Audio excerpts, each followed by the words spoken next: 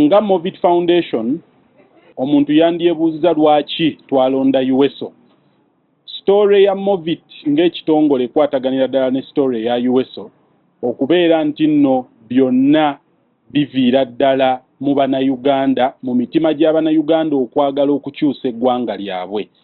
First Lady yatulaga ekintu ekyo ng'atandise USO okuva ku mutima gwe, ate katulabye impact. Olwaleero tuzze n'obubaka bwa miliyoni za Uganda 5 ne tuleeterako n'ebizigo abaana bye bagenda okukozesa okumala omwaka mulamba. Abaana baffe tebagenda kubanga balina ekizibu ky'okufuna ebizigo okumala omwaka mulamba. Mwebale ate mwatandikako dda ne last year nga tulina abaana bangi be twajja ku street ey'e Kampala, mwajja ne mutuweereza ebintu bingi naye kati mukyayeyongera okutuwa. Tubeebaza, tubeebaliza ddala.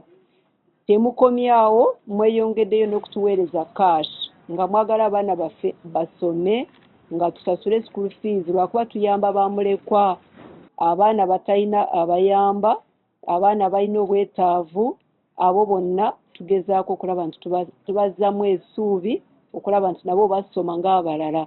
Mwebalire ddala.